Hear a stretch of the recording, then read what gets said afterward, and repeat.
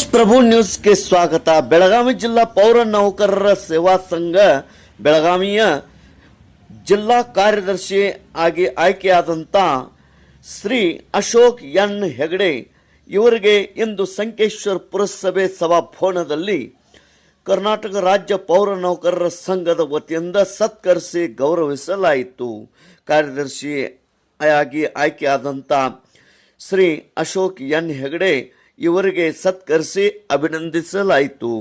ಇದೇ ಸಂದರ್ಭದಲ್ಲಿ ಸಂಕೇಶ್ವರ ಪುರಸಭೆಯ ಮುಖ್ಯಾಧಿಕಾರಿಗಳಾದ ಪ್ರಕಾಶ್ ಮಠದ್ ಇವರಿಗೂ ಕೂಡ ಸತ್ಕರಿಸಿ ಗೌರವಿಸಲಾಯಿತು. ಕರ್ನಾಟಕ ರಾಜ್ಯ ಪೌರ ನೌಕರರ ಸಂಘ ಅತಿ ಉತ್ತಮ ಕಾರ್ಯರೀತಿಯಾಗಿ ಕಾರ್ಯನಿರ್ವಹಿಸುತ್ತಾ ಇದೆ.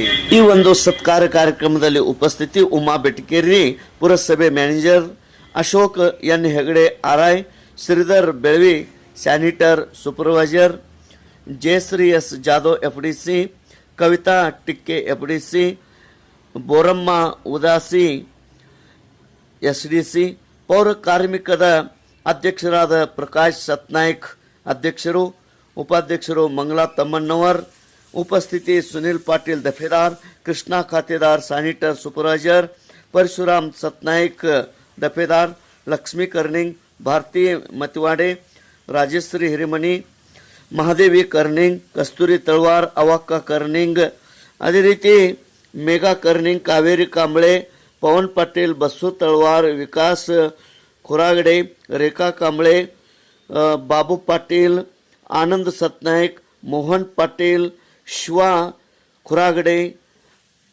ಹೀಗೆ ಅನೇಕ ಸಿಬ್ಬಂದಿಯವರು ಕಾರ್ಮಿಕರು ಉಪಸ್ಥಿತರಿದ್ದರು.